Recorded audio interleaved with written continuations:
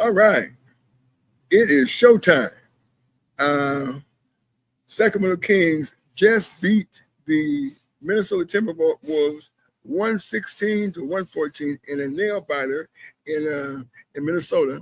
Obviously, I guess they gathered their mettle together and went out there and did what they're supposed to do and garnered a victory over the Minnesota Timberwolves.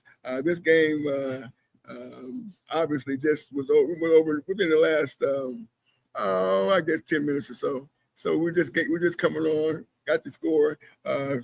Again, Sacramento Kings 116 over the Minnesota Timberwolves 114. And so on we go in the post De'Aaron Fox era with a victory. So that gives us we're one game above 500, and I'm not sure what the standings are, but I'll take a look here and see if I can find it. But yeah, we are definitely looking forward to having Zach LaVine join us in Sacramento because that was this is the last game I believe six game road trip where we 2-4. So it was not the most successful road trip that we could have. We want to get on these road trips. If you get at 500, you're happy, And so that wasn't the case. One game below 500, 2 wins, 4 losses. But we're on the uptick as far as I'm concerned. Sacramento Kings should find a lot of success with the roster as it's currently constructed. In my opinion, I always thought that De'Aaron Fox was the most talented player on the Kings, but not necessarily the best basketball player on the Kings. As I said before, I'll say it again. I think the best basketball player on a basketball team makes the basketball team better. And I thought that De'Aaron Fox, as a basketball player, he, of course, made the team, put him in a position to win. But in terms of making his team around him better, he was going to ISO, and of course, he won that clutch award 2 years ago. But that's a lot of isolation for one player to go out there and get a win for a team. So, I'm of the mindset that the best player is going to be a Magic Johnson type player, and he's going to be able to do the things he needs to do to make the team better. And that's just my opinion on that. But that's how all the successful teams, as long as I've been around here, have done. For example, the player who won more championships than anybody, which would be Bill Russell, he was a defensive player, And what he did was he held down on the defensive end to make his team, give his team a chance too in the game. He wasn't an offensive player. Will Chamberlain was an offensive player, but he never had success against Bill Russell, the defensive guy. So in basketball, championships are won on defense, not necessarily offense. And so that's that's what I believe that's what Mike Brown was trying to put together. Put the Sacramento Kings in a defensive posture so they can go ahead and win games a little bit more efficiently. And speaking of Mike Brown, I think that De'Aaron Fox going over there to San Antonio Spurs, I have a theory on that. There's no question. When Mike Brown was here, he gave it 110% to make the team successful, in my opinion. In my opinion, he did everything he could do to position the Sacramento Kings to become successful. And then, and that part, the process was becoming a substantial or an adequate defensive team. And that's basically where he that's his thing. His thing is a defensive-minded coach. But we've got a defensive-minded coach in Doug Christie, so he should be. He'll take that role and he'll carry it on into the finish line as far as this season goes. But with that being said, with the way the situation happened, this is just my thought process. I think that we're going to see, in my opinion, okay, it's just my opinion. I think we're going to see a De'Aaron Fox of course, over there with Wemby, and with the decline of Greg Popovich, I believe that, and I wouldn't be surprised to see Mike Brown, head coach at San Antonio Spurs. And I thought I'd just put that out there, right? Again, like I said before, I don't believe that Mike Brown didn't do anything but give 110% while he was here in Sacramento. And due to the situation with the construction of the roster and of course, the meddling with the Kings. I mean, because they get, we got a lot of front office meddling going on, and we don't really know who the actual GM is here. I mean, it's GM and assistant GM, or Monty McMahon and Wes Welcott. I mean, you don't really know. I don't know anyway who's actually the GM. And of course, we're not privy to that as fans. We're just the supporters of the team. So that's what we do. We will support the team, and hopefully the team will garner some wins, enough wins to make the fan base happy. But tonight we lighten up the beam with the 116-14 victory over the Minnesota Timberwolves, and which is a great thing. So again, like I said before, I think it's in my mind the way things transpired, and with the health issues of Greg Popovich, he's been a head coach in the league for the longest tenure as the league stands today. Eventually, he's going to have to move on, but I think that when he does move on, we're going to see Mike Brown over there, because I believe Mike Brown has family members that live over there in Texas. So I'm looking. I mean, in my mind, we're going to definitely see a Mike Brown over there coaching De'Aaron Fox once again, and with Wemby and a host of others. So that's why I think Mike Brown is going to end up. He's going to be able to end up over there at the San Antonio Spurs head coach. Yeah, as the San Antonio Spurs head coach. And Greg Popovich and him have a very good relationship. Matter of fact, a lot of people have a great relationship with Mike Brown. So look at. Remember, I told you, Mike Brown, head coach, San Antonio Spurs. And and Barnes is over there with him. So it's just that's how the NBA is. NBA is a fraternity of relationships.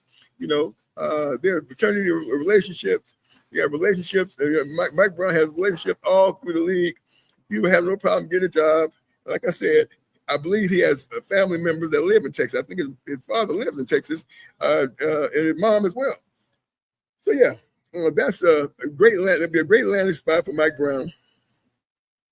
Take over as head coach for Greg Popovich when he does decide to step down, and that should be in the very near future, because I don't see Popovich out there for another 10 years. So I believe that's what's going to happen. I think that we'll see Mike Brown over there, head coach.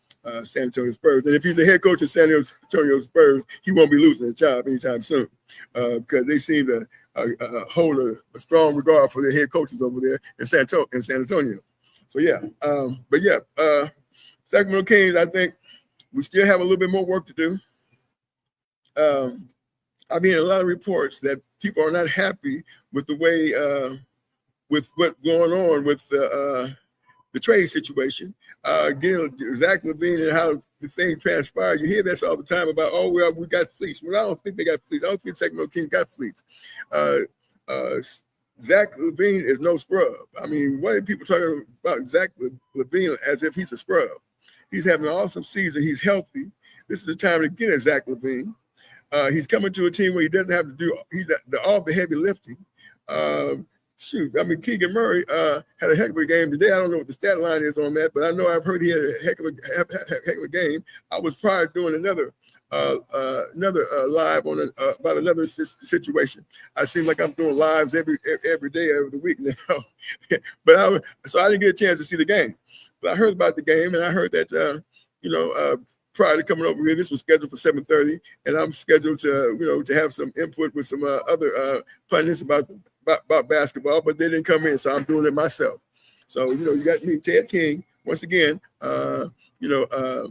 your sports analyst and guru of sports, by the way. Okay, that's basketball, and you can see me over there. That I mentioned. You can see me over there at King by the King Media TV, where I talk exclusively about some kings. The king, you'll see this over there at King by the King as well. But I do a lot of boxing, and I just did a live on the Benavides versus Morrell fight, which is a fantastic fight this weekend. So you'll see me on that. So I'm carrying a lot of platforms. But yeah, I want to talk about these Kings because they are my favorite team as far as basketball and sports. I follow the Kings and interested in their success. And Keegan Murray emerging out from just being a defensive guy, his role is going to change. Now we're going to see the real Keegan Murray. Okay, because his role is going to change. No longer will he be expected to be just a defensive guy. He's going to be carrying some of that heavy offensive load now. So they're going to look forward to seeing now the real Keegan Murray come on out. Keegan Murray that we expect as far as year number one. I mean, he was stifled. There are a lot of people talking about Keegan Murray not having a good year. He's playing defense against the best player, arguably, every single game. That takes a lot of energy. He's the only true wing that the Sacramento Kings have, as far as length and height. So he has his hands full. So you can expect him to be scoring, chasing the best defensive. Playing defense on the best player night after night after night, and expect him to have his offensive game flowing at a high level, especially if he's playing at a high level, using all his energy on the defensive side of the ball, and expected to keep the best player on the other team in check. Very difficult to do, but that's what he's been assigned to do this far this year. So this is going to give him some room to be able to show out and show up and show out as far as his offensive game goes. So that's what I expect out of Keegan Murray. He's a great player, and like any other player, they're all great players. But it's the opportunity that you have in the role in which you play on your team that's going to how you going to shine. And if you're told that look, you're our guy on offense or one of our guys on offense, that's what you're going to do. Now, so when Zach LaVine comes in to the fray, Zach does not have to do all the heavy liftings. So we don't have to expect that Zach's going to have to, carry the team game after game after game and have to, succumb. Well, anything can happen. You can always get injured, but he won't be wore out. So Zach, that's because that's the only thing that they talk about Zach LaVine, his health issues.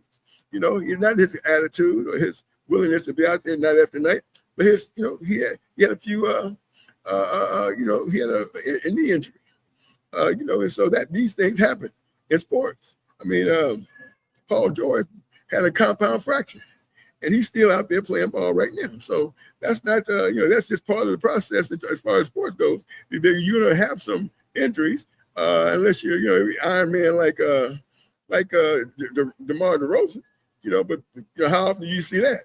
But most or LeBron James, these players play night after night. They definitely are Iron Man. And so, yeah, I mean, so we don't expect, we don't expect to see that all the time. But yeah, we got some things going on with this team moving forward. And with this team moving forward, trust and believe the team is going to be doing well. Because I believe that once again, I believe that Keegan Murray is now going to get an opportunity to shine like he's supposed to shine. They're going to bring in some defensive guys off the bench. Got Keon Ellis. He's going to be coming up. He probably started today. I'm sure he did, and gave him that defensive presence that he needs with the two, Keegan Murray and Keon Ellis, two defensive guys out there, makes all the difference, right? This is what they need to figure out. Is Keon Ellis going to come off the bench, or is he going to be a part of the starting unit based on, this Zach LaVine coming in? Now, some people say, well, Zach will probably be a starter. Well, he probably will. But, I mean, would that be the true formula? in terms of having the best team out there, having the best chance to win out there with the two defensive guys. And also, we have to factor in Devin Carter. Devin Carter is going to get extensive minutes now that De'Aaron Fox. And now listen. Some of you going to say, "Oh, he's a De'Aaron Fox hater." That's not true. As a matter of fact, I'm an advocate of De'Aaron Fox. I love De'Aaron Fox. He loves being here in Sacramento. He wanted to play for the city, and he did play for the city. But when it comes down to what I thought, for example, you got a Malik Monk out there coming off the bench at first, but now inserting himself. He got inserted into the starting unit. I knew that was going to be a problem for De'Aaron Fox because there was some talk before when Sabonis got here that that pick and roll game was going to be crazy between him and De'Aaron Fox. That we never saw that. We never saw that so-called pick and roll, that dynamic pick and roll between De'Aaron Fox and Sabonis. But we did see it immediately with Malik Monk. He came in there, doing pick and roll. I mean, like beautiful. I mean, listen, Demonis Sabonis is not only did his inside game go up, but his outside game went up as well. Okay, yeah, that's gonna make Demonis Sabonis instead of being a third team All-Star or third team All NBA player, he's gonna be a second or a first.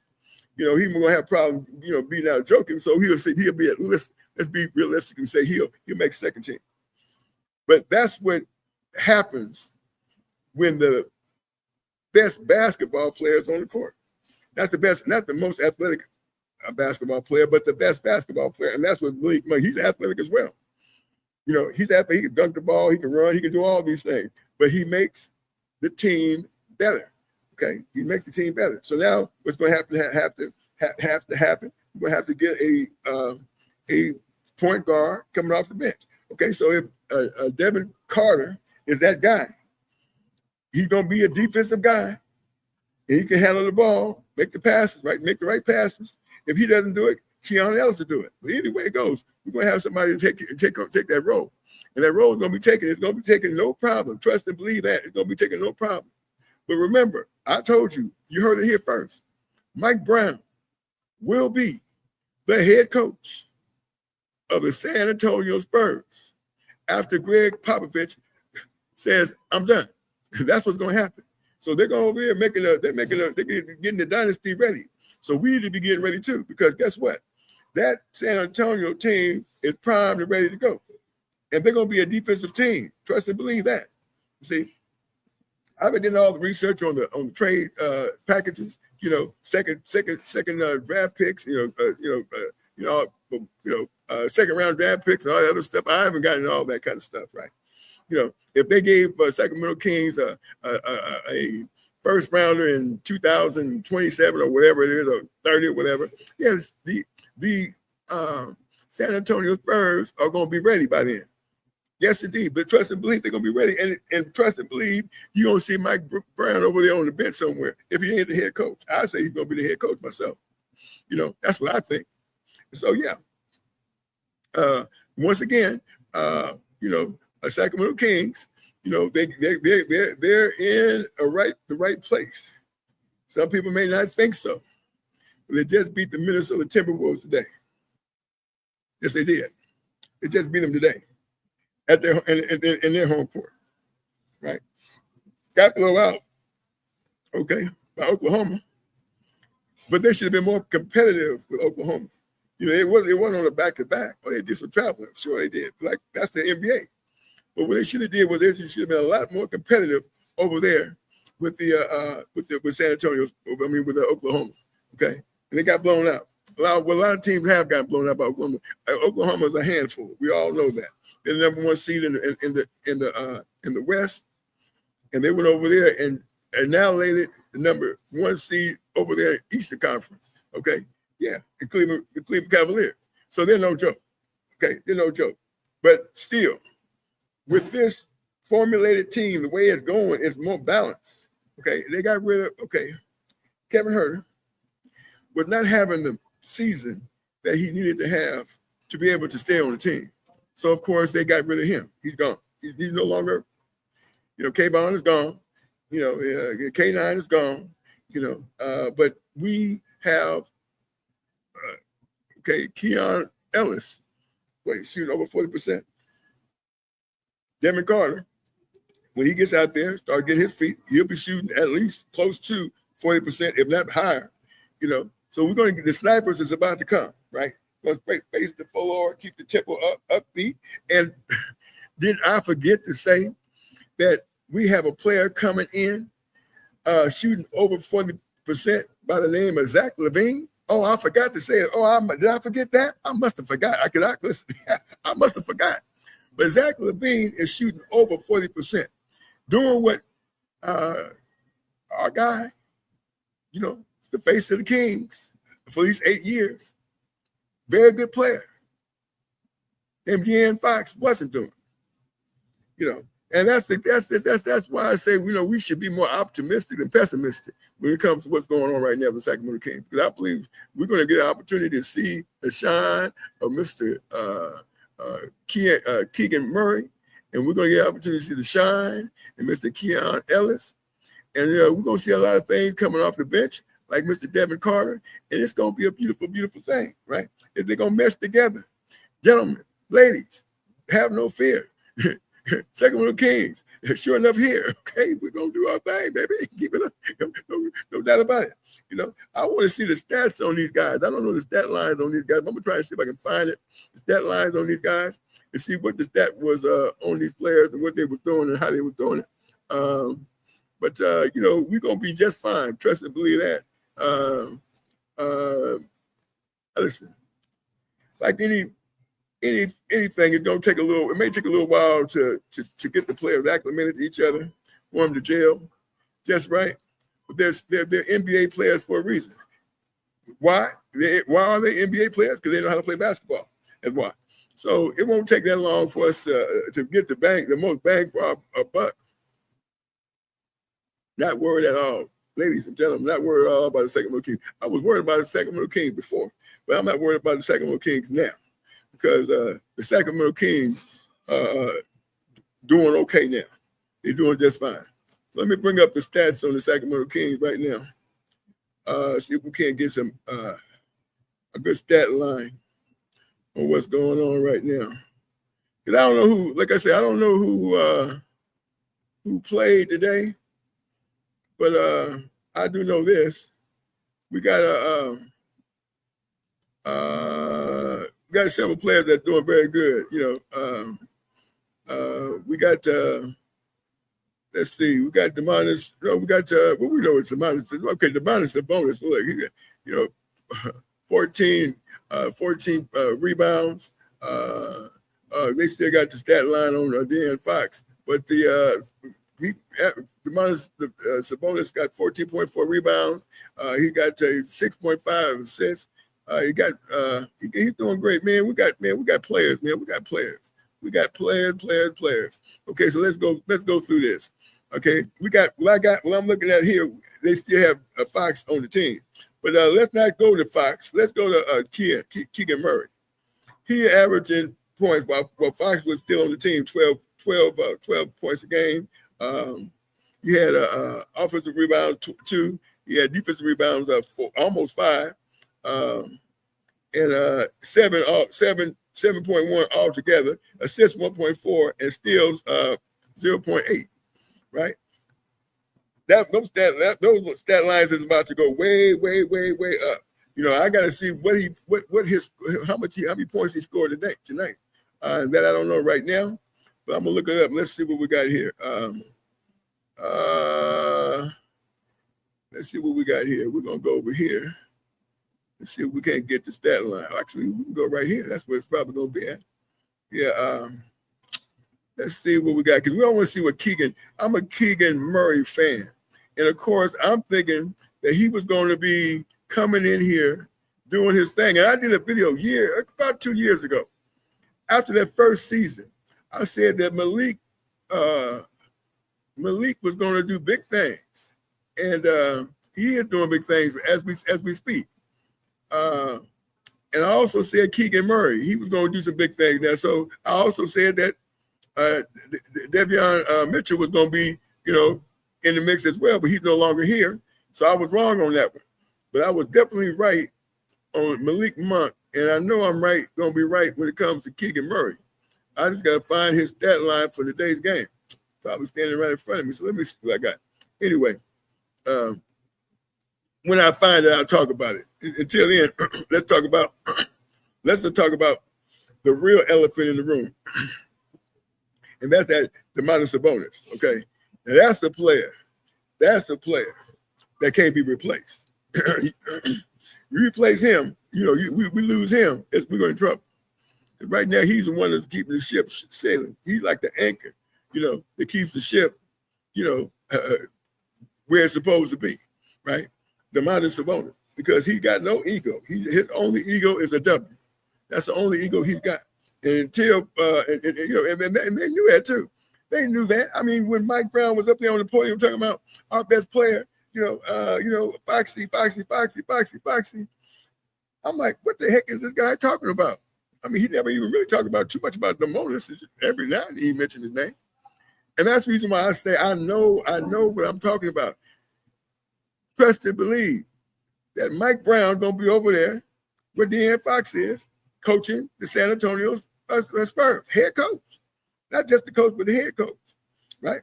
But listen, we're gonna get at this again tomorrow. I'm double dipping, right? I'm double dipping on these channels, these platforms, right? But listen to me, we're doing just fine. Keegan Murray is about to blow up, right? Yeah, now he's about to show what he's really made out of. All that pressure they was putting on him as far as defensive players, and not really making him be one of the main people that need to get his touches in. And that's going to change. And when that changes, well, he's going to be on a different level. Okay, he's going to be on a different level. And the Sacramento Kings is going to be on a different level too. Now listen, now that the situation is sorting everything out like it's supposed to be, putting players in the right roles, more conducive to winning. We're about to turn the page again, run off a bunch of wins. We're about to run off a bunch of wins, and we run up a bunch of wins. We'll be 3, 4, 5, 6, 7, maybe 10 games above 500. And when that happens, we'll probably get the number 6, at least the number 6 seed, and that's going to be happening shortly. Okay, and they might go try and they got money to make a change, but what they're going to do is they're going to wait and see what's going to happen with the wins in the win column before they got trade deadline just around the corner. So you're going to have to do something right away if they're going to make a trade this year. But nonetheless, okay, they're going to have to do something. Sure, if they want to try to win a championship without question, they're going to have to do something. But just be viable to get, a number 6 seed, get out the first round. If they stay where they're at right now and inject those players, those defensive-minded players, quick, savvy, doing things that you can't teach. It's not in the defensive playbook. Just natural instincts on the defensive side of the ball. We're gonna get out the first round. Okay, we're gonna get Sacramento Kings coming out the first round. All right, gentlemen, ladies, get ready. Okay, get your tickets. Okay, get your tickets. Okay, because we're about to roll now. We're about to roll. Okay, well that's about all I got for today. But I want you all to know that I'm gonna be coming at you a lot more often until the end of the season with these talks on the Sacramento Kings. Because that Sacramento King, the Beam team is my team, right? I'm Ted King, double OG of the Sacramento Kings. And until the next one, you all remember peace, love, and happiness, right? And I have to, this is I have to, because this is a Black History Month. I got to give some shout out to my man right here. My man right here. Hold on a second. I got him. Here he is right here. Here we go. From every village and every hamlet, from every state and every city, we will be able to speed up that day when all of God's children, black men and white men, Jews and Gentiles, Protestants and Catholics, will be able to join hands and singing the words of the old Negro spiritual, free at last, free at last. Thank God Almighty, we are free at last. All right, thank you so much for tuning in. Don't forget to subscribe to the channel. Don't forget to like, make a comment. Even if I don't see it, I will, if I don't see it right away, I definitely will get back to you and will respond. And thanks for watching. Once again, I'm Ted King, your double OG of Sacramento Kings. Until the next one, I'm out. Peace and love.